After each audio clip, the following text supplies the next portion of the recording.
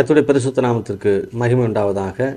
ஆசீர்வதிக்கப்பட்டதான இந்த நல்ல காலை வேளையிலே அருளுரை துளிகளின் மூலமாக உங்களை சந்திப்பதிலே நான் மிக்க மகிழ்ச்சி உள்ளவனாக இருக்கிறேன். இன்றைக்கும் சில விஷயங்களை கற்றுக்கொள்ளும்படியாக தேவன் நமக்கு கிருபை செய்வாராக. நாம் வாசிப்போம். உபாகமத்தின் புத்தகம் 28ஆம் அதிகாரம் அதனுடைய முதல் வசனத்தையும் 2ஆம் வசனத்தையும் நாம் வாசித்து தியானிக்க கர்த்தர் உதவி செய்வாராக. வாசிக்கலாம்.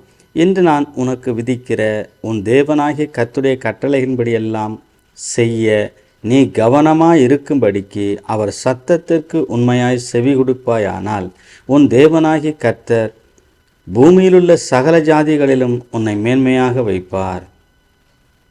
பிரியமானவர்களே, இன்றைக்கும் அநேக இடங்களிலே அநேக போதகர்கள் சொல்லக்கூடிய இந்த வார்த்தைகளை நாம் கவனிக்க முடிகிறது.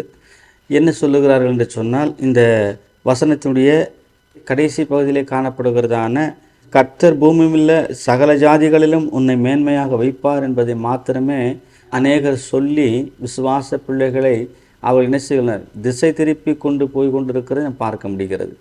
அப்படித்தான் இன்றைக்கு இப்படிப்பட்ட வார்த்தைகளை சொல்லக்கூடியவர்களாக காணப்படுகிறதையும் அதிகமாக இருக்கிறது.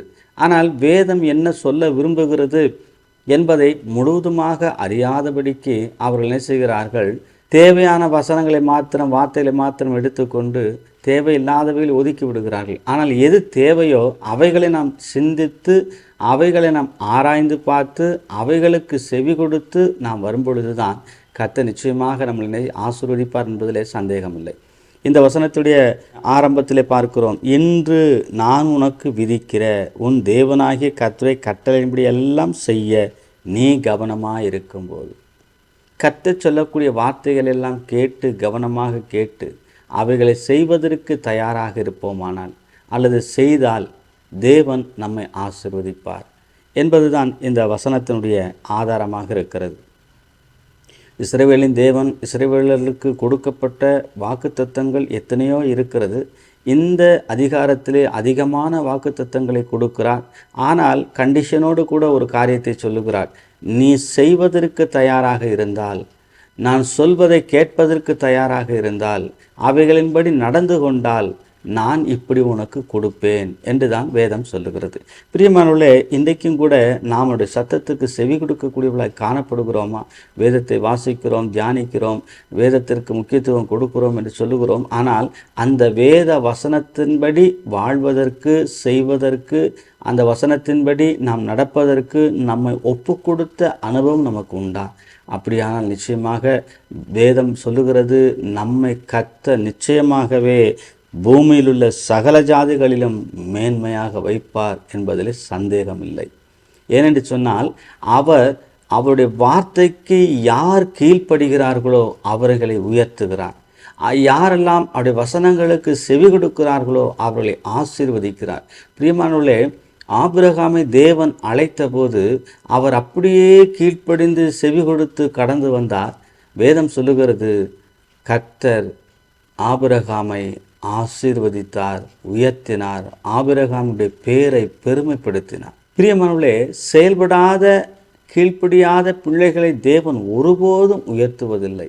ஆகவே வேதம் எல்லாரிடத்திலும், பழைய ஏற்பாட்டு காலத்திலே மாத்திரமல்ல, இன்றைக்கு புதிய ஏற்பாட்டு காலங்களில் வாழுகிற நமக்கும் கூட நாம் தேவனுக்கு கீழ்ப்படிந்தால் மட்டுமே உயர்வை பார்க்க முடியும், மேன்மையை பார்க்க முடியும், நன்மைகளை பார்க்க முடியும்.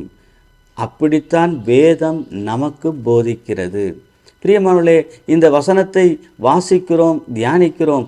ஆகவே இந்த வசனத்தின்படி நாம் கீழ்ப்படிந்தால் நிச்சயமாக கர்த்தர் நம்மை மேன்மையாக வைப்பார் என்பதிலே சந்தேகமில்லை. அந்த வசனம் சொல்லுகிறது, அவருடைய கட்டளையின்படி எல்லாம் செய்ய நீ கவனமாய் இருக்கும்படிக்கு அவர் சத்தத்துக்கு உண்மையாய் செவி கொடுப்பாயானால்.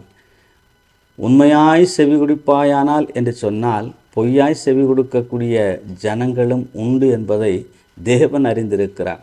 ஆகவே தேவனுக்கு தெரியும், இவர்கள் உண்மையாகவே செவி கொடுக்கிறார்களா அல்லது செவி கொடுப்பது போல நடிக்கிறார்களா என்பது தேவன் அறிந்தவராக இருக்கிறார்.